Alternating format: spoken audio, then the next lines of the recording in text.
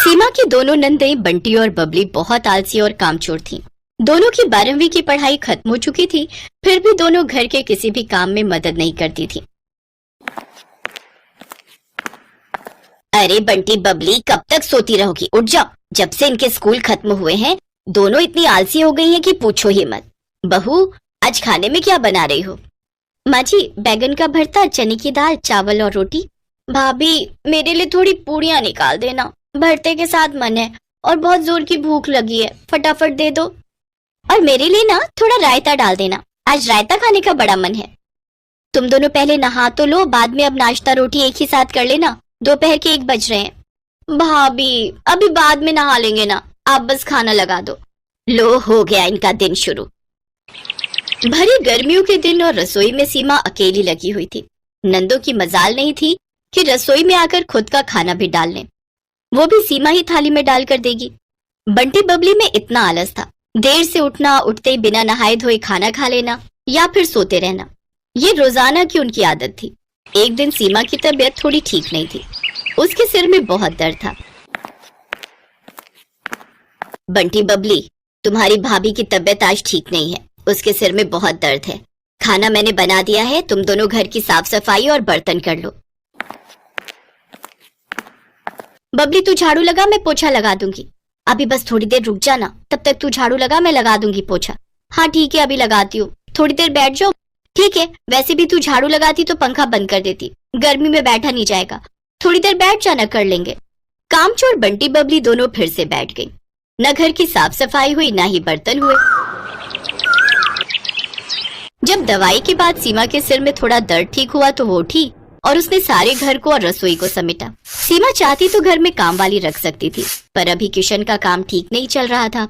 उसकी काफी फसल खराब हो गई थी, जिस वजह से इस बार आमदनी भी नहीं हुई। इसीलिए सीमा बहुत बचत करके चल रही थी, पर बंटी और बबली की एक फरमाइश ने सीमा और किशन को और परेशान कर दिया। किशन भैया, आपने वादा किया था जब हम 12वीं की पढ़ाई पूरी कर लेंगे तो आप हमें मोबाइल फोन दिलवाओगे, पर आपने अपना वादा पूरा नहीं किया। हमें बस मोबाइल फोन चाहिए। हमारे साथ की सारी सहेलियों के पास मोबाइल फोन है, सब शहर से बढ़िया मोबाइल फोन खरीद कर लाई हैं। हाँ भैया, हम दोनों को अलग अलग अपना अपना मोबाइल फोन चाहिए। हम बार बार अपनी सहेलियों को बोलते हैं कि अपना फोन दिखा दो, हम दोनों के पास फोन ही नहीं है। हमें महंगा वाला शहर से मोबाइल फोन ला कर दो, वरना हम दोनों खाना नहीं खाएंगे, भूखे रहेंगे। क्यों बंटी? अरे तुम दोनों ये कैसी शर्तें रख रही हो? तुम दोनों जानती हो मेरा काम अभी इतना सही नहीं है कि मैं एक साथ 2 मोबाइल फोन खरीद सकूं। एक ले देता हूँ, तुम दोनों एक से ही। नहीं भैया, अपनी कुछ पर्सनल बातें होती हैं, हम दोनों एक मोबाइल से काम नहीं चलाएंगे। अब कहीं से भी कैसे मर्जी हमें मोबाइल फोन ला कर दो, बस हमने कह दिया। ये तुम दोनों की जिद ना बहुत बढ़ती जा रही है, क्यों अपने भैया को परेशान करती हो? माँ, हम परेशान नहीं कर रहे, हमारी सहेलियों के सामने हमारी भी कोई इज्जत है। हम इतनी बड़ी हो गई हैं और हमारे पास मोबाइल फोन भी नहीं है, ये हमारे लिए बहुत ही शर्म की बात है। अब तो हम दोनों तभी खाना खाएंगे जब मोबाइल फोन हमारे हाथ में होगा। बंटी और बबली ने जिद पकड़ ली कि उन्हें अलग अलग मोबाइल फोन चाहिए। बंटी और बबली दोनों ने ना ही दोपहर का खाना खाया, ना ही रात का।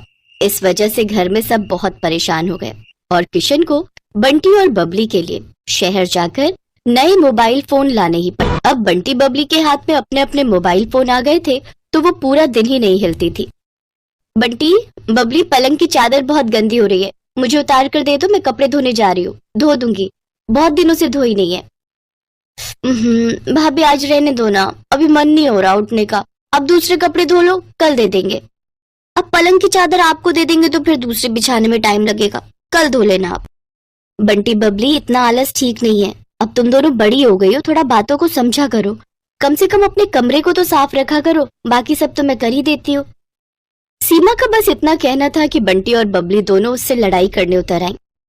हमें पता है आप हमसे जलते हो, क्योंकि हम दोनों के पास मोबाइल फोन है और आपके भैया ने कभी आपको मोबाइल फोन खरीद कर नहीं दिया, हम दोनों बहनों को दे दिया, इसीलिए आप जलन में आकर हमें परेशान करती हो और आज इतना बोल रही हो। बंटी ठीक कह रही है, जब से हमारे पास मोबाइल फोन आए हैं आप थोड़ी थोड़ी देर में हमें परेशान करने के लिए आ जाती हो। हमें तो लगता है आप जानबूझकर ऐसा करती हो, मुझे तो लगता है आप हमारे मोबाइल फोन पर नजर लगा कर ही रहोगी। बंटी, एक काम करते हैं, अपने अपने मोबाइल फोन को ना किसी तांत्रिक बाबा से झाड़ फूक करवा लाते हैं, ताकि इनकी नजर ना लगे। क्या पता इनकी नजर लगने से हमारे मोबाइल फोन टूट जाए फिर तो हमें मोबाइल फोन मिलने से रहे। जरा सी बात कहने पर ही बंटी और बबली ने सीमा को इतना सुनाया कि सीमा की आंखों से आंसू छलक गए और वो कमरे में जाकर फूट फूट कर रोने लगी।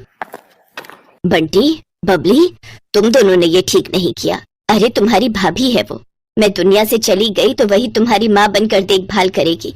उसके साथ ऐसा व्यवहार मत किया करो। कितनी बार बोला है, वो तुम्हारी इतनी चिंता करती है, ये तुम दोनों नहीं जानती हो? माँ, इन्हें क्या पता कि सीमा इनके बारे में कितना सोचती है। तुम दोनों को शायद ये सच पता नहीं है कि ये जो मोबाइल फोन तुम दोनों के हाथ में है, आज सीमा की वजह से ही है। उस दिन जब तुम दोनों भूखी प्यासी बैठी थी तब। सुनिए, मेरा ये कंगन बहुत टेढ़ा मेढ़ा हो गया है। अब ये तो मैं इतना पहनती नहीं हूँ, ये ना मुझे हाथ में कसता है, बहुत छोटा हो गया है। एक काम करो, तुम ये कंगन देकर जो पैसे मिलेंगे उसके 2 मोबाइल फोन खरीद कर ले आओ। सुनो, ना मत करना, मैं बंटी और बबली को ऐसे भूखा प्यासा नहीं देख सकती। वो दोनों मेरी छोटी बहनें हैं। जाओ तुम शहर जाकर 2 मोबाइल फोन खरीद लाओ।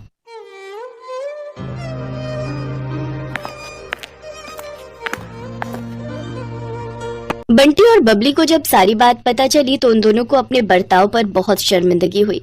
उन दोनों ने सीमा से माफी मांगी। हमें माफ कर दो भाभी, हम दोनों ने आपको बहुत ज्यादा परेशान किया है। आपने हमारे मोबाइल फोन खरीदने के लिए अपने सोने के कंगन बेच दिए। आई एम सॉरी भाभी, हमने आपको बहुत ही ज्यादा परेशान कर दिया। अरे कोई बात नहीं, तुम दोनों मेरी छोटी बहनें हो, कंगन तो फिर बन जाएगा। मैं जानती हूँ जब तुम्हारी कॉलेज की पढ़ाई पूरी हो जाएगी, उसके बाद तुम्हारी अच्छी नौकरी लगेगी, तो तुम मुझे उपहार में सोने के कंगन तो बनवा कर दे ही दोगी ना। कॉलेज की पढ़ाई भाभी? हाँ बंटी बबली, तुम्हारी सीमा भाभी की एक सहेली शहर में ही एक कॉलेज में टीचर है। सीमा ने तुम दोनों के कॉलेज की पढ़ाई की उससे बात की है, वो तुम्हारा एडमिशन करवा देगी।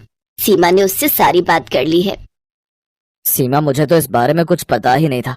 अब मेरी दोनों बहनें कॉलेज में पढ़ेंगी, बड़ी नौकरी लगेगी मेरी बहनों की। मैं बहुत खुश हूँ।